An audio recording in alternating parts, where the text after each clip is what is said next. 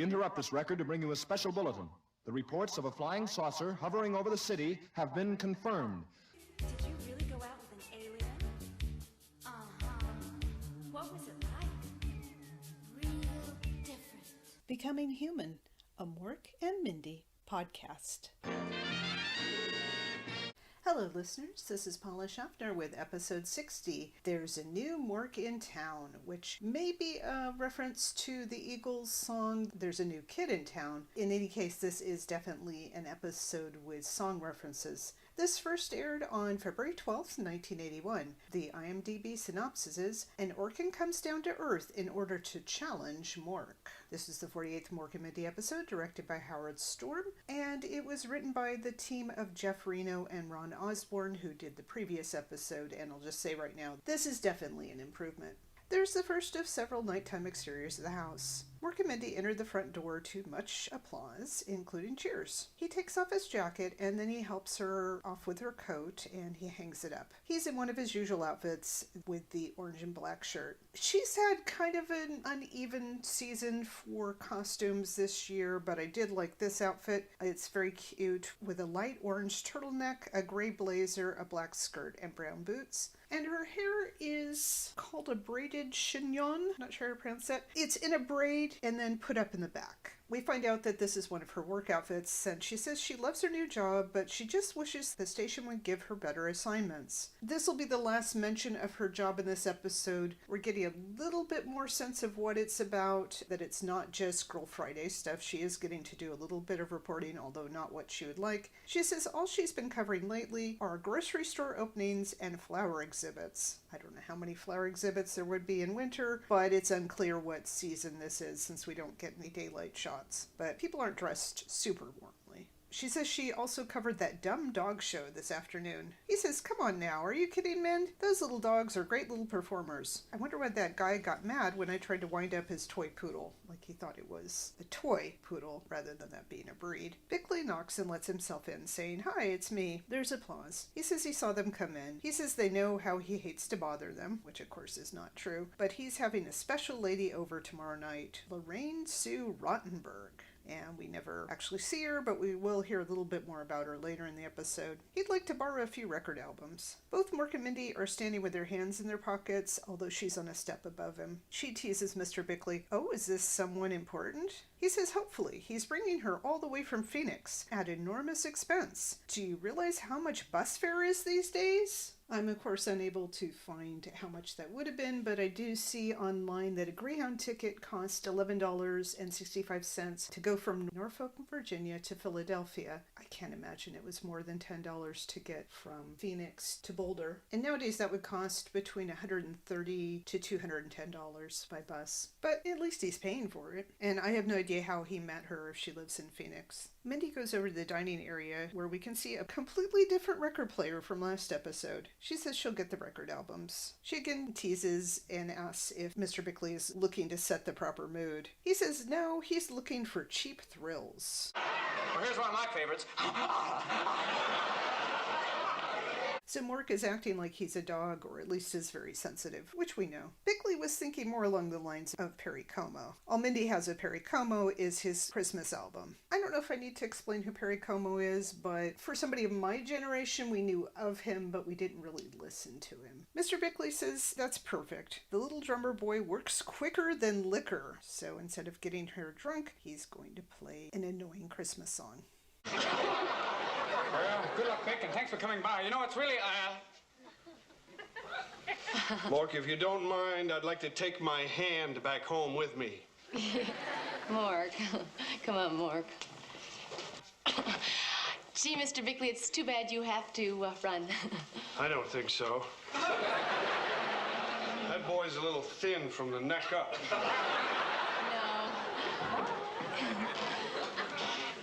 No. Mork! Oh, no, now what am I gonna do? Mork! Bye, Mr. Bickley.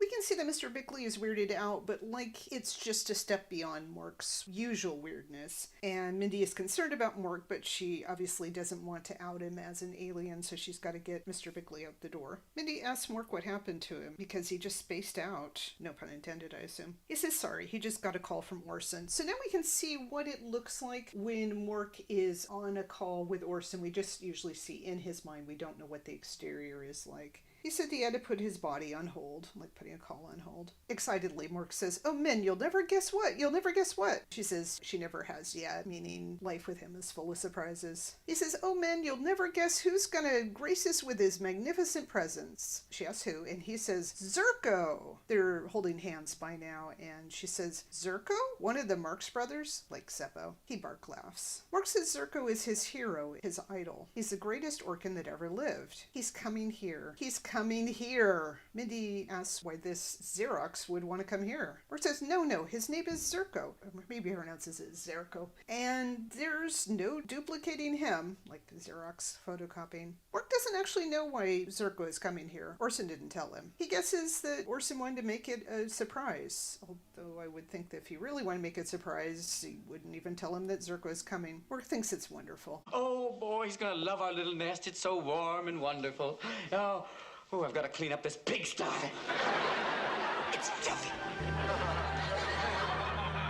We get the shippiness of them holding hands and him calling their home a nest. But also he feels like he has to clean for special company. And she looks amused, although insulted. Part of this episode, it feels like Mork and Mindy are again a couple without being married, and there's some more ambiguity about their ship. But it is definitely a shippy episode. I'll talk about this more, but there's a pattern where if another alien comes to visit, Mork and Mindy tend to get shippier. There are other outsiders that have that effect on them, but definitely other aliens. There's another nighttime exterior of the house. Mork is in his attic bedroom, and it doesn't look quite like it did at the season opener. It has some different furniture, and it's definitely less cluttered than it was in the first season when it actually looked like a human attic. Mork is in his nightclothes looking out the window. He hears something and turns. He calls Zurko's name.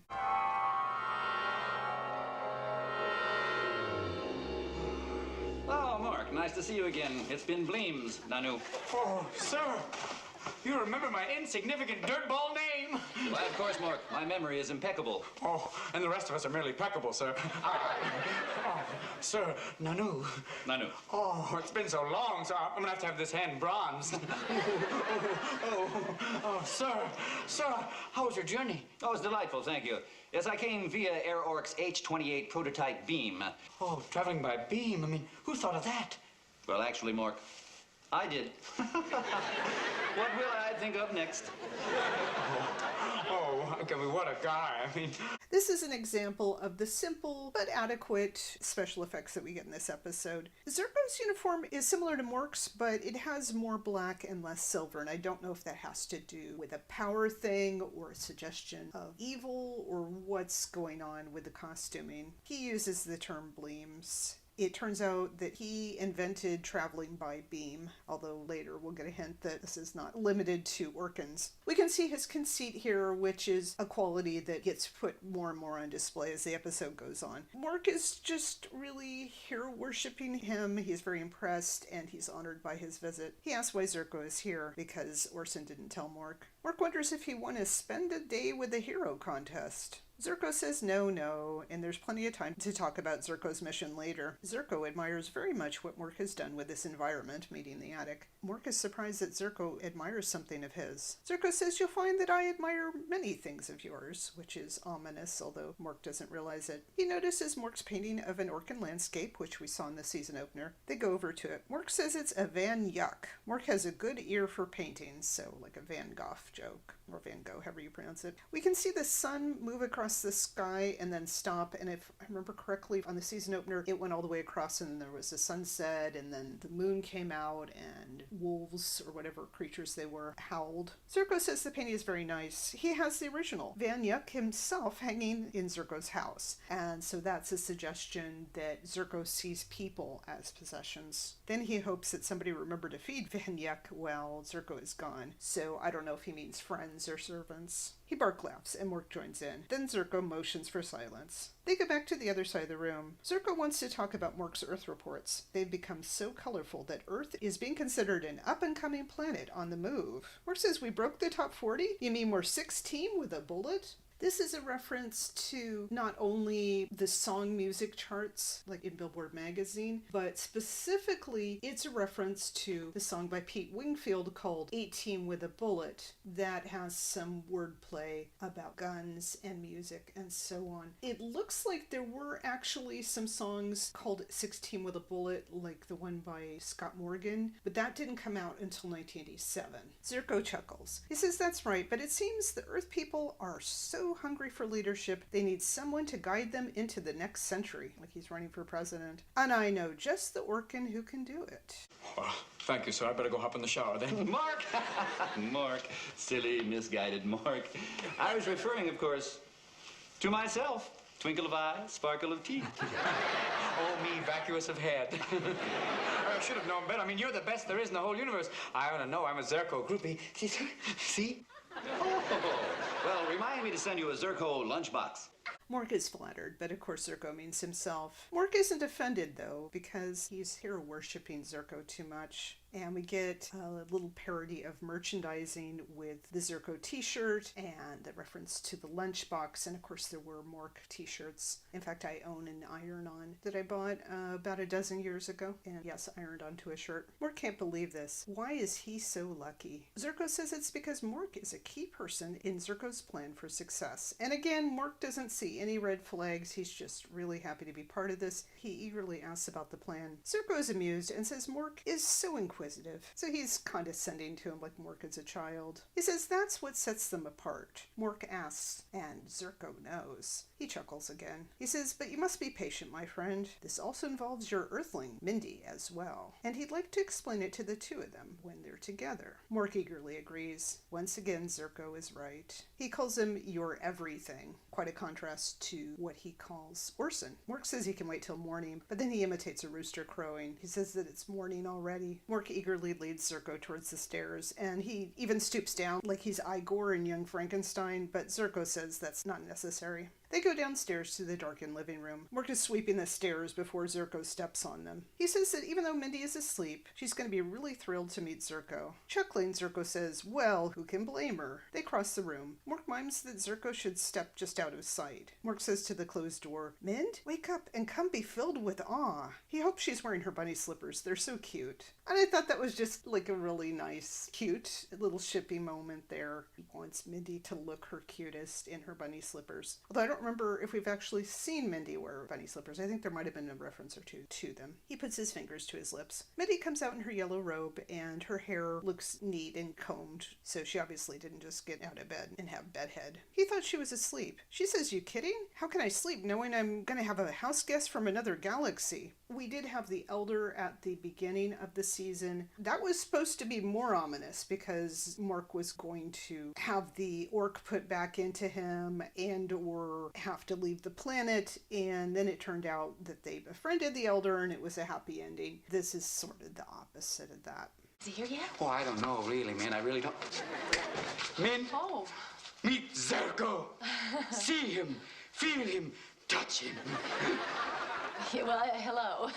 Hello, Mindy. This is indeed a pleasure. I've heard so much about you through Mork's reports to Orson. And I must say, you're even more lovely. Oh, well, thank you. Isn't he wonderful, Min? Isn't he everything you ever dreamed of, especially compared to worm sweat like me? Well, welcome to Earth, or Nanu Nanu, or whatever I'm supposed to say. Say what you feel.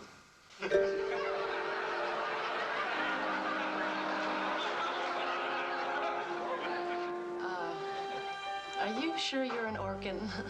Mork is so happy to surprise her like this. See him, feel him, touch him is a reference to the Who song from Tommy, See Me, Feel Me. We can see that Zerko is doing his best to charm and flatter Mindy. Mork sees himself as worm sweat in comparison to Zerko. We have her trying to speak Orkin by saying Nanu Nanu, but she's much more relaxed about all this than she was with the Elder, who was not trying to charm her. I seriously cracked up at the very soap opera extreme close-ups of the three of them, just where everything slows down and there are these meaningful glances and this triangle and all that. Just hilarious. And she's not sure if he's an Orcan because he's playing very male earthling kind of games here. Zirko says of course he is, but he studied their ways and he finds Earth a fascinating planet. Very fascinating. And Mindy helped make it that way. She says, oh, well, shucks and wazoo. She chuckles. Mork seriously wonders where he heard that before, and of course she's using one of his catchphrases. I mean,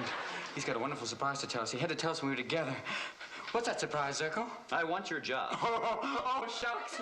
Oh, hey, nah. Minnie, what? He wants my job. What do you mean you want his job? Well, after a mere formality, the ancient duel of the Holitacker, I will become Orc's new observer here on Earth. We again have Mork and Mindy touching like a couple, maybe a married couple, with their light embrace and holding hands. Zirko, although he's trying to be very suave in much of this episode, he just bluntly says he wants Mork's job. And Mork is happy about this at first because he doesn't understand. And then we get Mork and Mindy touching each other more. And we get the return of the Holitacker. Mork says, wait a minute, you have everything. Why do you want what I have? Zirko says that Mork's reports are becoming too popular, and he can't have that. Unless, of course, he's giving them. It would be a giant step in Zirko's illustrious career.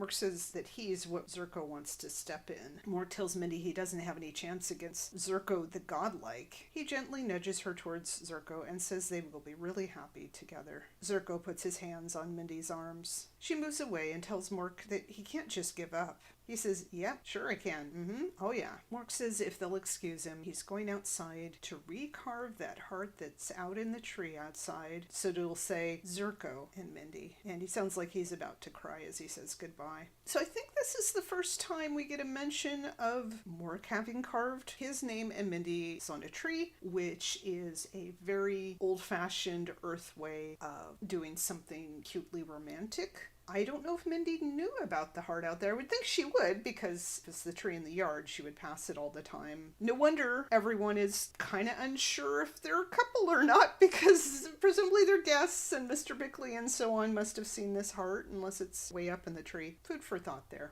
Oh, by the way, she likes her bologna sundaes without bologna.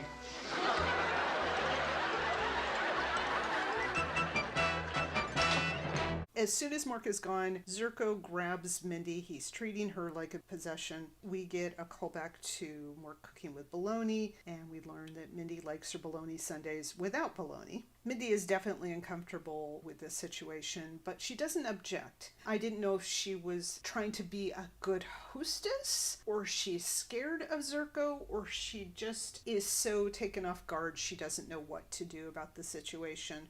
There's another nighttime exterior of the house. Mindy says in voiceover to her dad that she thought she could handle this herself, but he'd better sit down. So this is another example of her confiding in Fred about something that involves Mork being an alien, and she can't tell Jeannie or Glenda or any of her other friends about it. Fred and Mindy are standing by the couch. He's in his conductor outfit, including tails, and she's in jeans and a long sleeve maroon blouse with thin white stripes. I don't know if we've seen that before. She tells her father that another Orcan has come to replace Mork and live with her. Fred agrees that he'd better sit down. They both sit on the couch. Fred says, are you saying there's another Orcan in this house right now? And that was his reaction when the elder was there, that the idea of more Orcans being in the house is upsetting or surprising. She quickly explains, but she doesn't really understand what we have learned about Holitacker so far, including what Mindy should remember from the time that Captain Nirvana said she didn't want to do a Holitacker against Mork. She calls it a Hollywhacker-tacker. She's not sure what it is, and she calls it a game, although obviously it's very serious. She says it's when an Orcan challenges another Orcan for his job. Obviously that's not what was happening when Mork offered it to Nirvana, and it certainly is not what was happening at Arnold's when Mork did the Holitacker against the Fawns. Mindy says Zirko is really trying to take over and she doesn't know what to do about it. Fred calls her honey and says not to worry, he'll have a talk with this Zirko. She says it isn't that easy. He's been here less than a day, so Zirko showed up sometime fairly late the night before. It's again night. We'll find out that Fred is going to have a concert soon, probably an evening concert, and I still think it's winter, so the nights are longer. Zirko has been here less than a day, and he's already tuned up Mindy's Jeep, made all his own Earth clothes, and scraped the bugs out of her ceiling lights. So I thought that was an interesting combination of tasks. And yes, this is another episode where Mindy's Jeep gets a shout out. Fred doesn't care what Zirko has done. He just can't barge into other people's planets and take over. Okay, little Vivo. We'll have tickle time again tomorrow. Come on, little fella. Now listen, Mr. Zero. Oh, you mean Zirko. You must be Mindy's biological father. How do you do, Mr. McConnell? It's a pleasure to meet you. Oh, well, thank you. But I really think we should have a talk. Oh, wonderful, wonderful. Shall we all sit down? Please. Oh, may I say how nice it is to see people dressing for dinner again. He's dressed that way because he's the conductor for the Boulder Symphony Orchestra. Well, what an honor. May I ask you, Mr. McConnell, do you enjoy Stravinsky? Stravinsky? How do you know about Stravinsky? Oh, we monitor all Earth broadcasts. Now, I thought that Stravinsky reached his zenith during Rites of Spring, until, of course, I heard his Firebird Suite. Do you agree?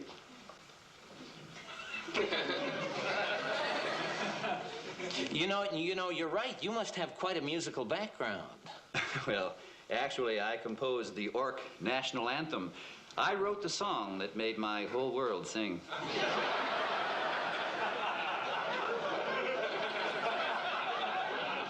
Zirko's outfit is very hip and stylish, in a classy way, at least for that time. We can see that he's bonded with Bebo. They've got tickle time, so he's just really going after everything that Mork cares about. We can see that Fred is starting to be charmed despite himself. Part of that is because Zirko has intelligent thoughts about Stravinsky. Mindy remains skeptical. When Zirko says he wrote the song that made the whole world sing, that's another song reference to I Write the Songs by Barry Manilow. And I feel like we had a reference to the Orca National Anthem before, maybe in the season opener, but interesting to learn that Zirko wrote it, or at least claims to have written it. Fred says that's quite impressive. Zirko says thank you and calls him Mr. McConnell. Fred says to call him Fred. Mindy's eyes go wide in disbelief. Zirko would like that. He'd also like to see Fred conduct sometime. Fred looks at his watch and says, as a matter of fact, he has a performance in less than an hour and he's late. He gets up and so do Zirko and Mindy. Zirko asks Fred if he can come along. Fred says of course. Tonight they're doing Schubert's Unfinished Symphony. Zirko says that's marvelous and maybe he could finish it for them. Fred chuckles. Mindy says, Dad, remember Mork? Fred says, huh? Mindy says, Mork! Fred remembers and is about to talk seriously to Zirko, but Zirko puts Fred's coat over Fred's shoulders. Fred thanks him. Zirko says it's a nice coat. You don't happen to have the pattern, do you? Since he makes Earth clothes, presumably he's planning to make a coat like this for himself. Fred looks puzzled, and Mindy looks frustrated and angry. Fred stutters, then says Zirko can't just come down to Earth and move in like this. Zirko says he understands Fred's concern, but Mork's been here for a couple years. Fred has had a chance to grow attached to him. Zirko is sure that if given time, Fred will become attached to Zirko too. Fred says, well, you like Stravinsky? Mindy says, Dad! Fred says, oh honey, Zirko seems like a civilized being. I'm sure that I can reason with him. He kisses her cheek and again says, don't worry, honey. Then he says goodbye and exits. Remember, the holotacker is at midnight. I want you there when Mork concedes, and wear something tight. Well, Mork isn't going to concede if I have anything to do with it. He might not believe in himself, but I believe in Mork. Oh, I love it when you're angry.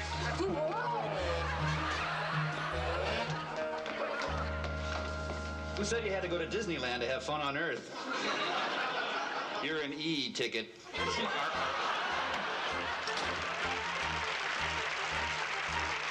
So someone in the audience is very turned on by this, but Zirko is very sleazy, and this is definitely not consensual on Mindy's side. She tries to stand up to him, but she's caught off guard, and again, I don't know if fear is part of this. He talks about the e-ticket at Disneyland, which I think I've covered before. It was back when they had separate tickets for each ride, and you'd get a booklet of tickets when you came in, and the e-tickets were the best. It's like a sleazy compliment.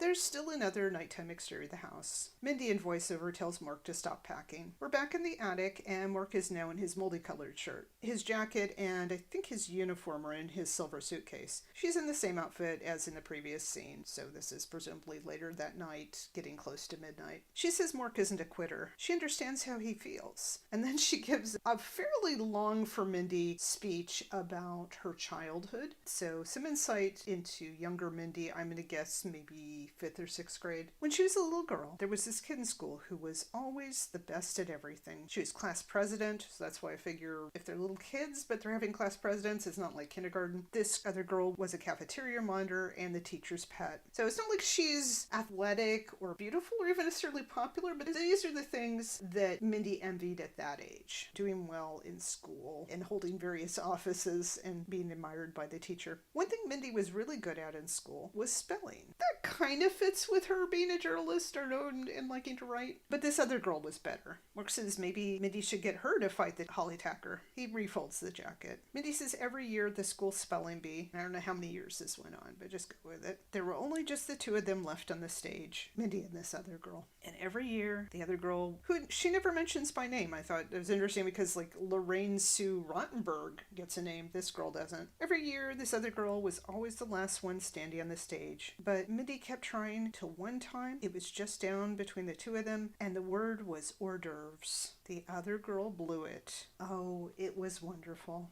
Mork is happy to hear that Mindy beat her. Mindy says she still has the ribbon to prove it, so obviously this meant a lot to her. She says you can do it if you try, and she's talking about Mork specifically, but in general you can succeed if you try, which is debatable, but you're not going to succeed if you don't try. She says how can you even know otherwise? He says she's right, but he still has a little bit of doubt, and he asks if she really thinks he has a chance. She tells him if he really wants something bad enough, he'll find a way to get it. Again, not always true, but sometimes true. They briefly hold hands. He enthusiastically says he can do it, and he takes his jacket out of the suitcase, putting it on his shoulder, folded up. He asks whatever happened to that girl. Mindy says she doesn't know. She kind of lost track of her after she won the Nobel Prize. And the scene ends there.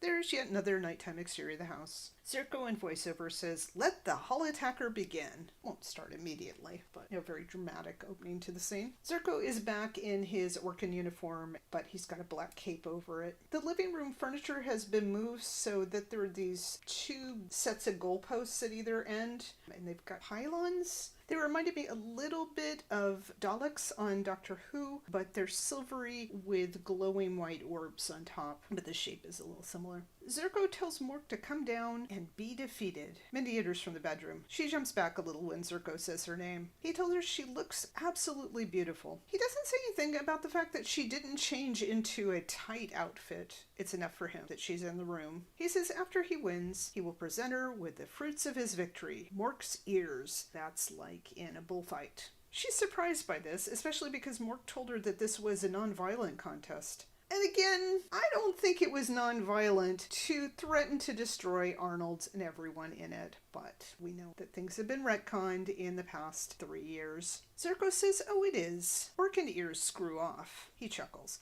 And I feel like we've had that before, that Orkin ears screw off. He yells, "Mork, do I take your continued absence to mean a forfeit?" Mork yells back off screen, "Never! Just waiting till my knees stop knocking." What the subtitles call a majestic theme plays as Mork descends the stairs in his uniform, and he's also got a black cape. The audience applauds, including whistles. He catches his cape on one of the ropes for the stairs, but he flicks it away. Mork says he runs from no man, and tonight he's going to try and do... And then his voice breaks. He says he'll try to do his best. Zirko laughs scornfully. Mork tells Mindy it may be a good night to do his laundry, so it's hard for him to keep up this bravado. She puts her hands on his shoulders and says, "Remember, no matter what happens, he's a winner to her." He thanks her. She fumbles in her shirt pocket and says that she brought the ribbon that she won in the spelling bee. She wants him to wear it to remember the little girl who wouldn't give up. She pins it to his uniform, and he makes sounds of pain, like she poked him with the pin.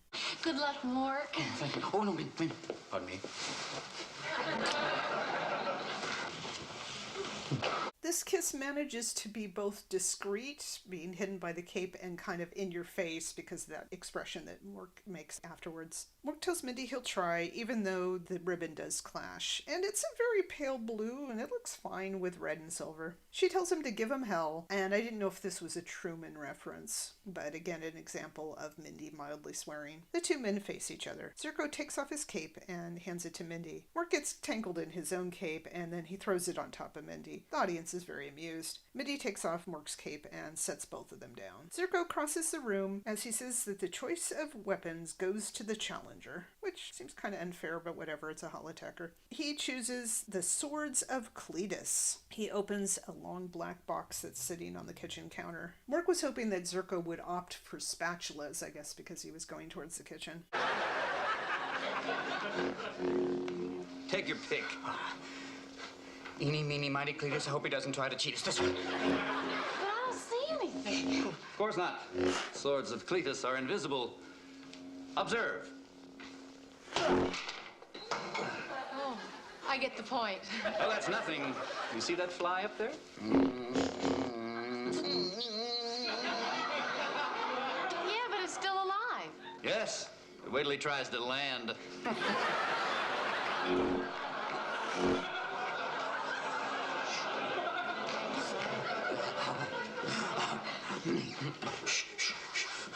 All right, we all know the rules here, don't we?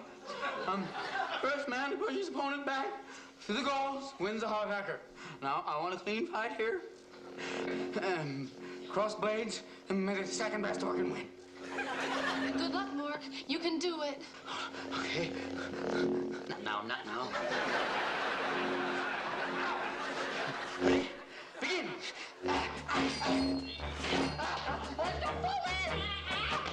It'd always look easier from the stands, man. All right.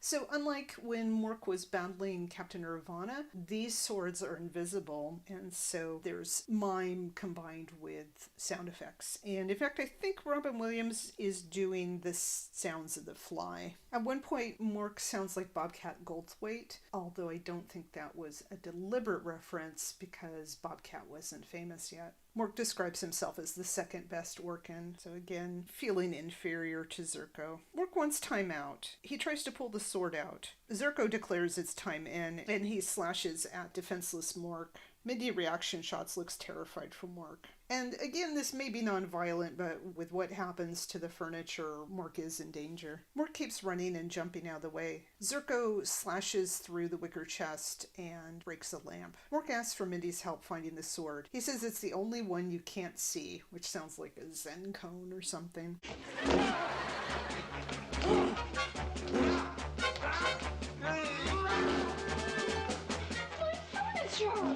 It's all right, my dear. When I move in, I'll redecorate.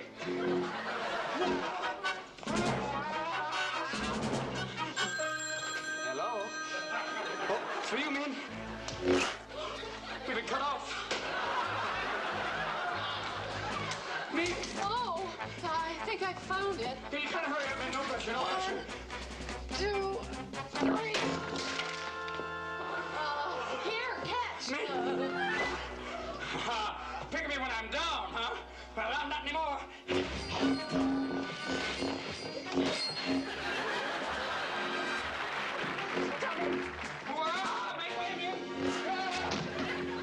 Don't make them like they used to.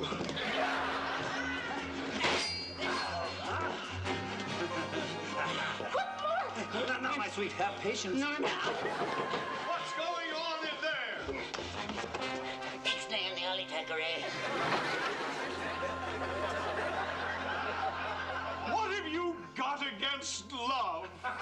Some of the props must have been pre-cut, but this is still pretty well done. And Mindy, although she's worried about Mork, is also worried about her furniture. We get Zirko offering to redecorate when he moves in. So again, although he sees Mindy as a possession, he also wants to do household chores for her. I wondered who was calling for Mindy. I didn't think it was her father, although he might have been checking in because he knew that the battle was happening at midnight. In any case, it's pretty late for somebody to call, but they were asking for Mindy specifically. And then we get Pam Dauber joining in on the mime. She tries to grab Zirko to stop him from hurting Mork, but of course he thinks she's getting amorous. Mork speaks Pig Latin to stop the fight. And we get Bickley make a very dramatic entrance while the three of them try to look innocent. And you can see that he's in a red ascot and has sort of a Hugh Hefner kind of robe. And he's holding the Perry Como album, although he doesn't return it. It's just there to make his point. And before he said that he was just out for cheap thrills, but now he's calling this love. So I'm not sure what his real feelings were about this woman. He says that Lorraine Sue's heart was beating faster than the little drummer boy's stick.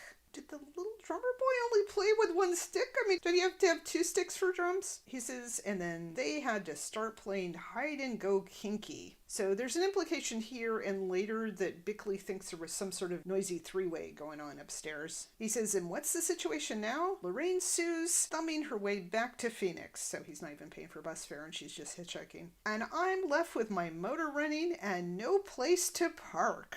Mr. Bickley has blue balls, just in case you wondered. He exits, sounding like he's on the verge of tears. Not a bad payoff. They're using the thing of him being the neighbor annoyed by the noise, although things have changed over time and he is their friend, but now he had a woman over, and we had a thing in the previous episode where he had, I presume, a different woman over, and he didn't like Mork playing his sound effects records, so they're cock-blocking him again. I guess we could have had Zirko trying to charm Bickley, but that would be more difficult. The battle starts to revive, and then Bickley re-enters, so the three of them try to look innocent again. And by the way, don't bother trying to explain this. I'm sure I'll be filled in by the Vice Squad linker. All right, Mark. It's been fun, but all good things must come to an end. Earth and Mindy are now mine. Eat garlic. Bickley thinks that the Vice Squad is going to come over and break up this three-way. Zirko specifically sees this as a battle for Earth and Mindy. I'll talk about this more at the end, but Earth didn't consent to this and neither did Mindy. They're just prizes in this contest. And Mork at some point ate garlic or is able to make his breath smell like garlic? Maybe that's what he was doing upstairs before he came down in his cape. Mindy tells Mork to cream Zirko. He says, you got it, Mind, and he says this is for her. Zirko slices the ribbon in half. Probably easier to do with an invisible sword. Mork says that's it. Zirko has gone too far now because he cut Mindy's ribbon. So this has a very important symbolism of Mindy's faith in herself and her faith in Mork and Mork caring about her. Mork puts his hands on his hips and laughs like he's Errol Flynn. This is for me. That's for the gun. That's for the flag. That's for the... And this is for me. Hope you didn't take anything I said seriously. You know, he'd have battled all that rock. All right, Mark. Enough is enough. It's time to draw this to a close. Oh, not a bad little dueler. Not a bad little dancer. Goodbye, Mark.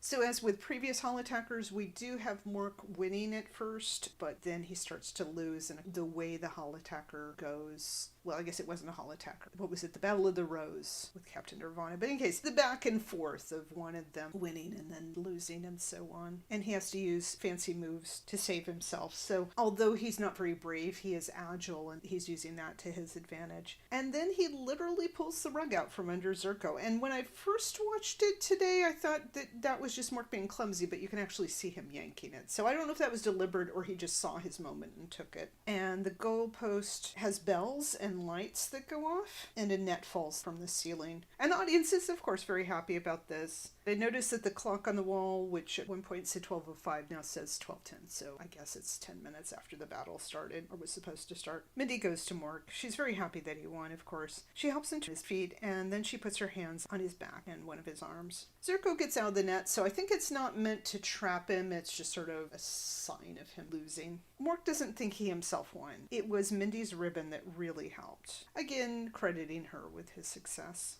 Zirko goes over to them and says congratulations. Mork fought valiantly. Zirko never lost anything before. He just can't imagine being beaten by Mork. Considering what a low opinion he has of Mork, I can see how that would add to the humiliation. Mindy thinks Zirko has learned a good lesson. On Earth, it's called humility. Humility.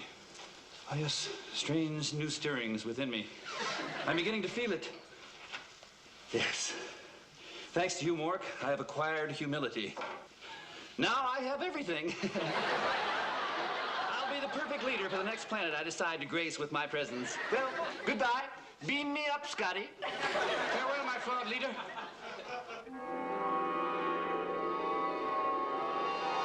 So now Zurko has everything because he has humility. He's presumably going to be the best at being humble as well. And he says, beam me up, Scotty, so a Star Trek reference. And I didn't know if he had shared the technology.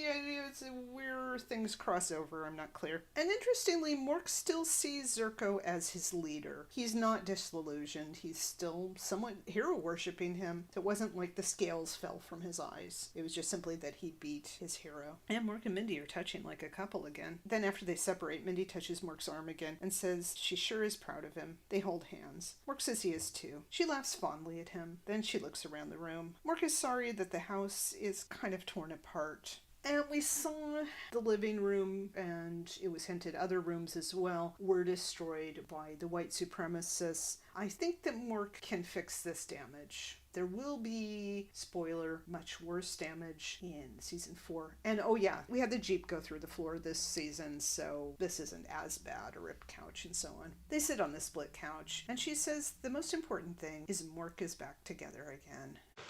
The very most important thing is that we're back together again, Min.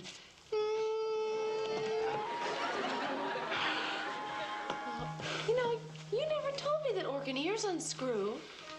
Gee, I'm afraid to ask what else comes off. You got me, Min. I've tried everything.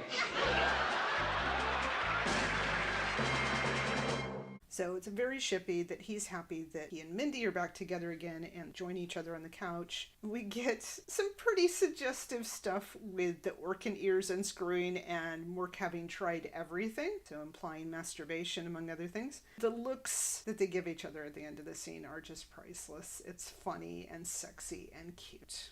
There's, of course, a nighttime exterior of the house. Mork is in his Sizzler chair, which we didn't see in the attic scenes earlier in this episode, but of course it was probably filmed early in the season. He summons Orson. In his mind, Mork has his hands on his hips, and this time Bebo is back on the floor. Mork calls Orson your Grand Central Stationness. A lot of transit stuff in this episode. He makes this nickname echo a little. Orson cheerfully says that Mork is still here, and he heard that Zurko challenged him to a hollytacker. Orson is really tickled by this, and he did not warn Mork what was coming. There have been times when he has warned Mork. He did not give him a heads up about this. I don't know if he thought that Mork would actually win, or he was perfectly fine with Zurko being the one to give the reports. You gotta remember, Orson is not Mork's friend. Mork says he came, he saw, he conquered, like Julius Caesar. He laughs triumphantly. Then Bebo grumbles for a while in a deep voice. Mork reluctantly admits he quivered, he ran, he squeaked by.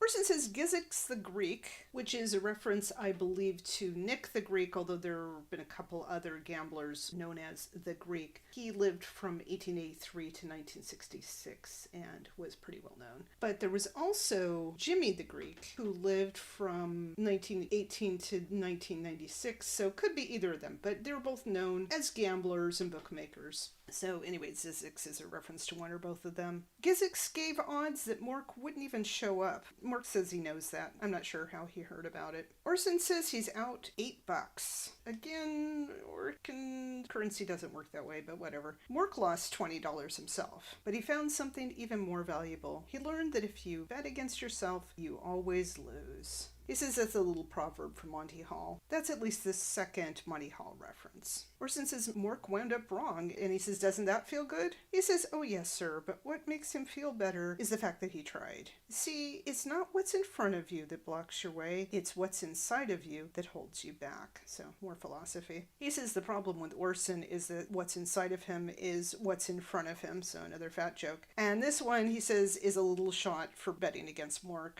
Until next week, and then he calls him your green felt gentleness. And I don't know what that's a reference to. All I could think of was Kermit the Frog. And he says, Nanu, Nanu. And we fade out. This is my favorite season 3 episode so far, helped quite a bit by special guest star Lyle Wagner, who would have been very, very recognizable to audiences of the time and perhaps later. He was then 45 and he lived until 2020. He was most famous for playing the handsome man in various Carol Burnett sketches, but he also did 2 Happy Days episodes and many, many, many other guest shots. And he also would have been known for his 3 seasons as Captain Steve Trevor, Senior and Junior, on Wonder Woman. Essentially, he always played some variation of this type. Very suave, very handsome, a little bit conceited, but certainly charming. This is a darker take on it in some ways. Even on Happy Days and Ellen, there is a sort of menacing quality to him. Here, it's impossible not to see him as an example of toxic masculinity and narcissism, contrasted with Mark being, in general, less secure, softer, gentler, not necessarily felt green. It's clear that Mindy prefers Mark. She does not want to live with this man, and at no point does she say, listen, I get to decide who lives here. Even if you are assigned to Earth, that doesn't mean you're assigned to this apartment. I would have liked to have had her make that speech. Even if we do have Mork sort of battling for her and for Earth, it would have been good for her to make a statement somewhere in the episode that she's not simply an object, a prize. I rate each of these episodes on a 0 to 4 egg scale, which measures how well it delivers what I'm looking for in the series. This one is a 3 1/4. It does have that flaw, but in general, it's a solid episode, and it made me laugh, and I appreciate all the song references. We do have this very memorable guest star, and we don't have much of the supporting characters. We do have Fred literally being supportive until he kind of sells Mindy out, and we have Mr. Bickley being the annoyed and yet somewhat pervy downstairs neighbor, but we don't have the pack of Mindy's young friends. We don't really miss them, and they wouldn't have really fit into this episode either. Neither would the daycare kids. This is a very home-centered episode. We only get the 2 sets of the attic and the living room, alternate with those a bit. But that's all we need. It's just mostly these 3 characters playing off of each other. Not exactly in a triangle, although certainly Zirko sees it as a triangle. And like I said, when Mork and Mindy are threatened from without, it often makes them more coupley. So we get them physically touching each other, being in each other's corner, her believing in him, and obviously him carving their names in a tree even before Zirko shows up. I also rate these episodes on a 0 to 4 heart scale, and this is one of the shippier episodes of the season so far. It's actually the second time since the season 3 opener that I'm giving a 2.5. It's above average. We're kind of cheated out of the kiss, but they are flirty on the couch, and there's no question they're bond. Again, if you want to say platonic, yeah, I guess, but not so much here. The previous episode, which was also written by these writers, was a 0. It feels like this was written by completely different people. Although, of course, who knows how many drafts things go through in the writer's room and who touches it up and so on and what the cast brings to it. I will say that I wasn't dazzled by the holotacker compared to the original holotacker on Happy Days and also the dazzling Battle of the Rose sequence. 2 guys pretending to have a sword fight and one of them's running around the room. It's not bad, but it didn't live up to my expectations. Lyle Wagner does a lot with this role. He has good line readings. He is kind of banking on his established image, but playing with it. We get a little Mindy backstory. I wish that we had found out not only who was calling her at midnight, but also more about her job. I mean, I'm glad that they admit that she's working at the station, but I don't want it to just be like a throwaway line or 2. I would like to get an actual story about that again. I think we do, not just yet. This episode is highly recommended. It is one of the highlights of season 3. Could have used maybe a draft or 2 more. Definitely good entertainment. 3 1/4 eggs, 2 1/2 hearts. This is Paula Schaffner with There's a New Mork in Town. I don't want to hear it. There's a new Mork in town. Everybody's talking. There's a new Mork in town. People started walking. There's a new Mork in town.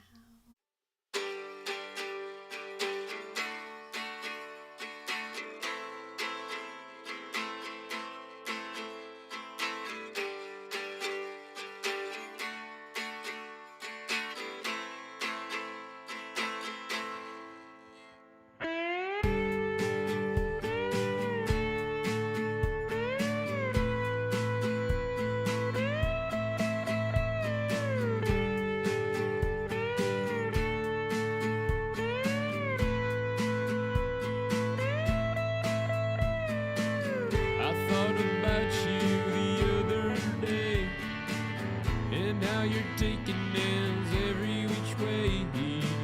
It must be lonely all by yourself. Oh, Lyle, Lyle, I know you need help. Like my beer when it's no longer cold. Like my tractor when it gets old. Like my crops when they don't want to grow. My friend, you've hit a new low. You're in hell. All right now, guitar man, make me some noise.